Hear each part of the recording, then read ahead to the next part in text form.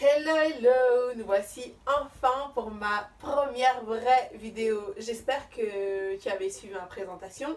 Si pas, tu peux toujours retourner en arrière pour la regarder.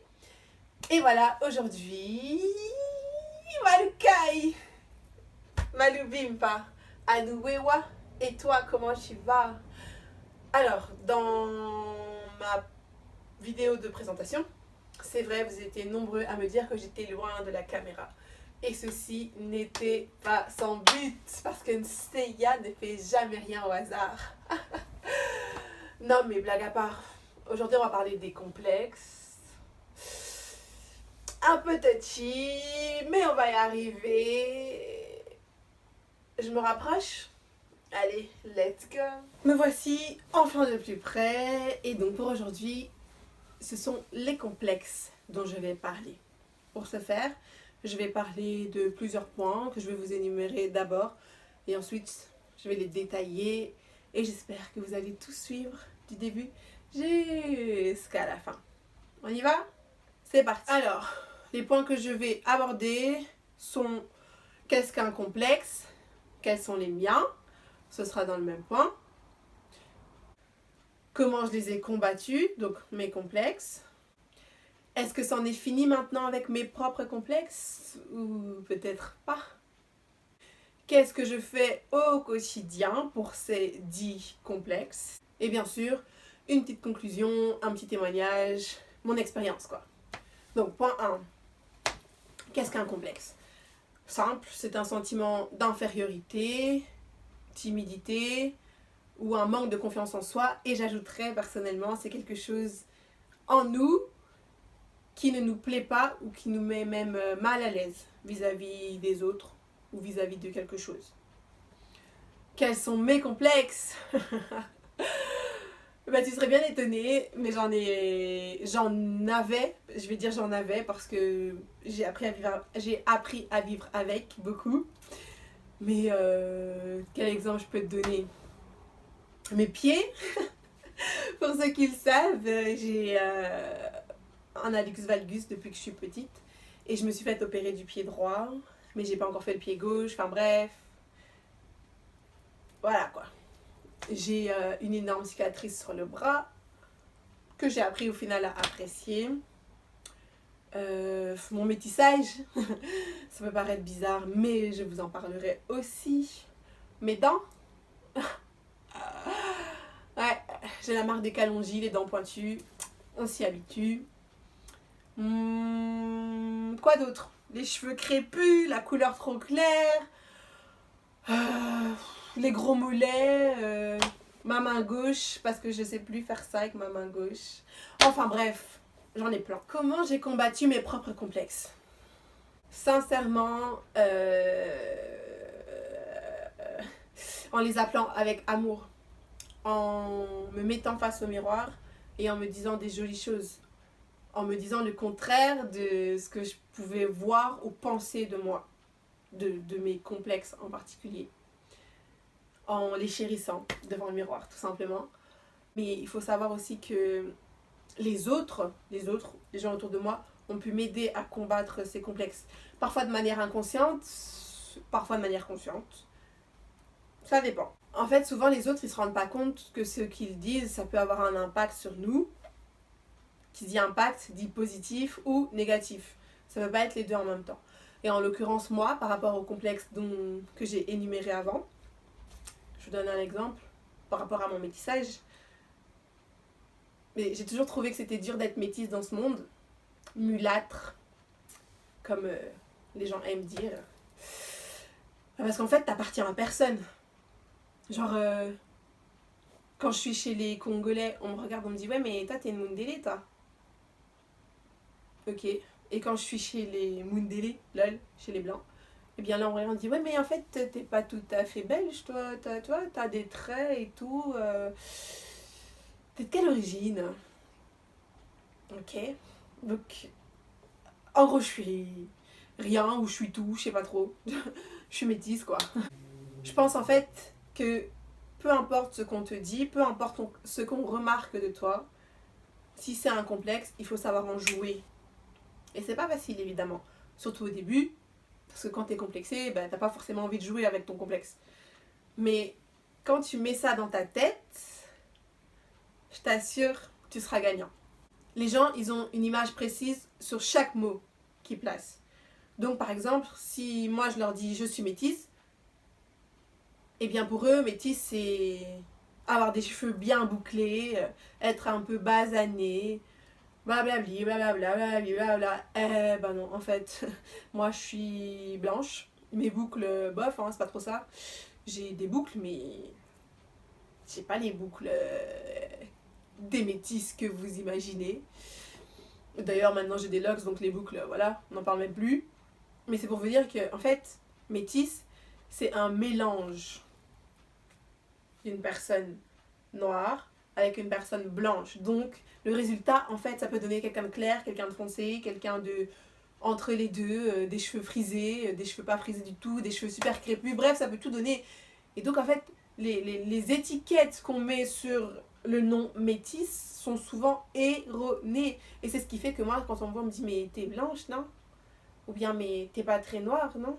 Ou bien mais flemme en fait, je suis juste moi, je m'appelle Nseya et je suis métisse, ok? Bien sûr, j'ai donné un exemple négatif, mais parlons aussi des choses positives. On m'a déjà dit par exemple, ah j'aime trop tes dents, j'aime trop vos dents à votre famille. Sérieux? Maintenant j'en joue, hein. Avant je pouvais, je vous assure, je supportais pas mon sourire, je supportais pas mes dents, j'étais en mode, bah... Bon aujourd'hui au final, Dieu m'a créé comme ça, c'est ma marque de fabrique. Clairement, même mes neveux, je vois, ils ont cette petite marque et ça fait trop plaisir parce qu'au moins on sait d'où ils viennent. Mais oui, c'est mon sang, c'est notre marque. Et voilà, point barre. Et donc, j'accepte ça. Je fais de ce critère que je n'aimais pas, au final, quelque chose de positif. Ma marque de fabrique, notre marque de fabrique, pardon, à ma famille et moi. Le meilleur exemple que j'ai à donner dans le positif, c'est un jour, j'étais à une fête.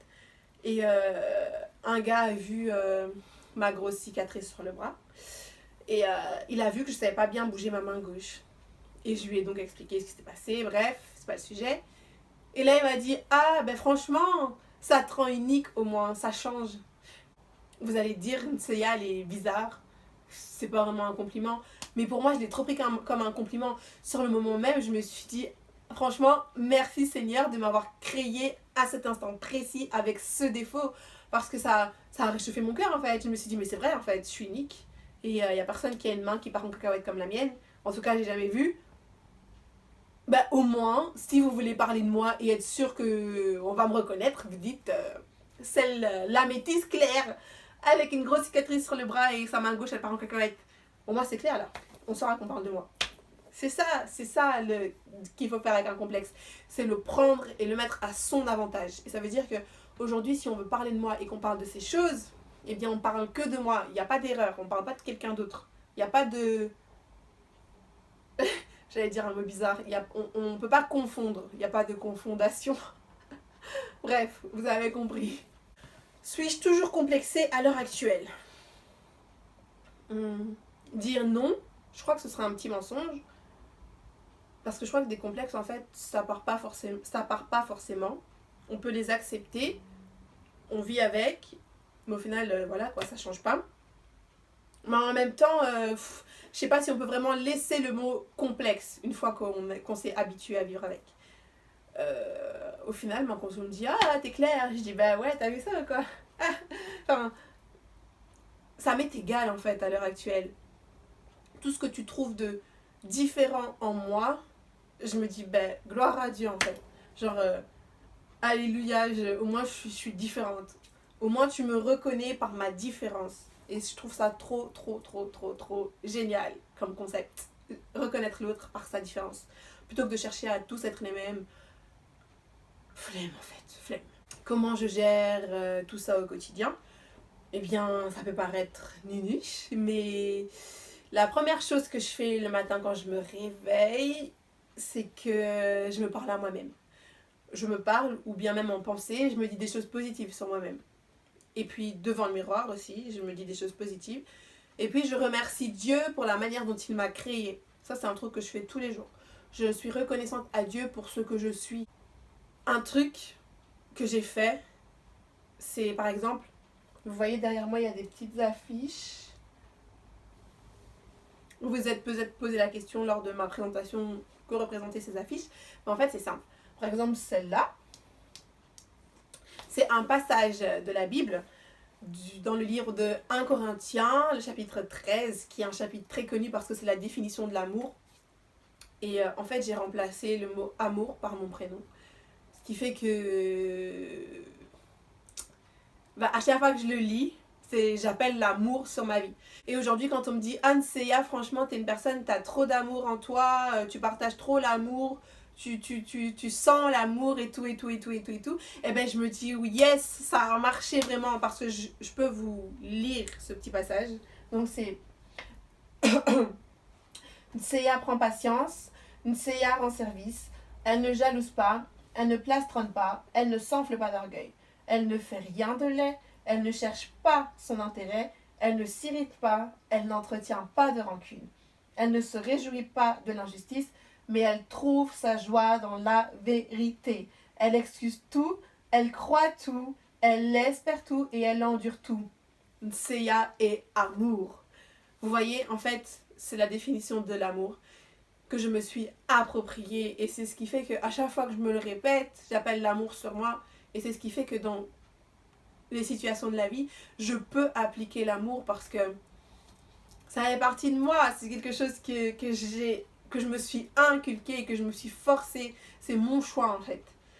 Ça veut dire que tout est choix. Et selon tes choix, eh bien, tu dois appeler les choses à venir sur ta vie. Il y a une phrase, je ne sais plus trop c'est qui l'a dite, mais c'était à chaque fois que tu dis le mot je suis, tout ce qui vient après court et se colle à ta personne. Et c'est vraiment ça en fait. Si je dis je suis amour, eh bien tout ce qui englobe l'amour va courir et se coller au je suis, donc à moi. Évidemment, si tu dis des choses négatives de toi, bah c'est mal barré. Et c'est pour ça que je t'invite à dire des choses positives. Positive attitude, good vibes only, you know. Et puis aussi, au quotidien, eh bien si on me dit quelque chose qui ne me plaît pas, ou qui pourrait avoir tendance à me vexer, je dis tendance à me vexer parce qu'en fait, j'essaye de ne plus laisser les choses, les gens, les paroles me vexer. Et donc, quand quelqu'un dit quelque chose qui me titille à l'oreille, eh bien, en moi-même, je me dis l'inverse en fait. En moi-même, je proclame l'inverse. Exemple, on m'a déjà dit ah, mais tu sais, les femmes avec des gros mollets, elles vont finir obèses. Ou souvent, elles finissent obèses, ou blablabla, blablabla. Eh bien, quand on me dit ça, je me dis en moi-même non, Ncia, tu ne finiras pas obèse. Et en fait, je le refuse. Et donc, je ferai tout ce qu'il faut pour ne pas finir obèse. Mais c'est pas parce que j'ai des gros mollets que je serai obèse demain. Et avant, mes gros mollets en question, c'était un complexe. Genre, non quoi. Je pouvais pas. Je remettais une jupe, j'étais pas à l'aise. Voilà quoi. Mais non, j'ai refusé ça. Et maintenant, ce complexe, j'en joue. Au point où on me dit même que j'ai des belles jambes. Merci. Merci beaucoup. En conclusion, aide-toi et le ciel t'aidera.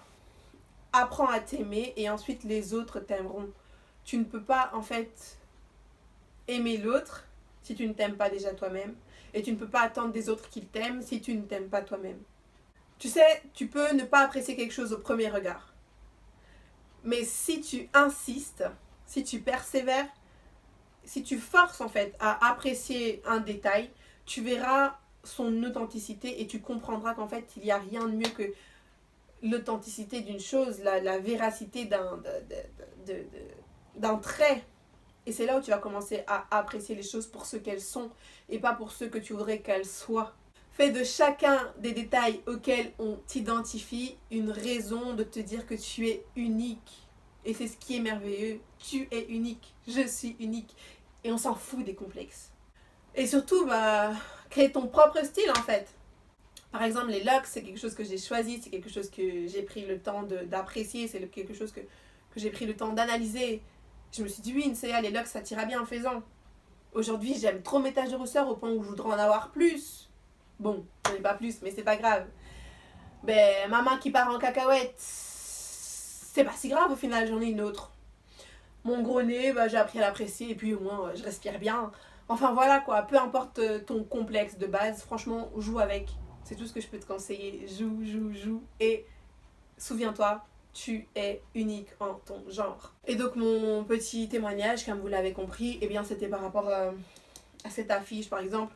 Il y en a d'autres. Mais tu peux faire ça avec n'importe quel passage. Moi je le fais avec des passages de la Bible ou des citations que j'aime bien.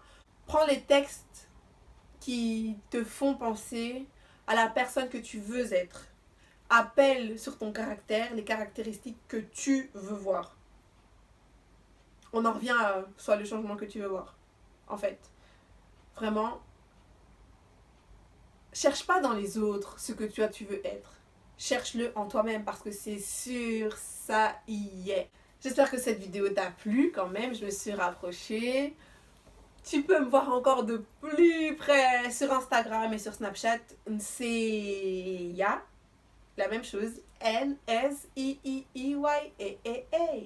N-S-I-I-E-Y-A-A-A. Évidemment, n'oublie pas, on like, on commente, on s'abonne, on partage. Et puis bah voilà.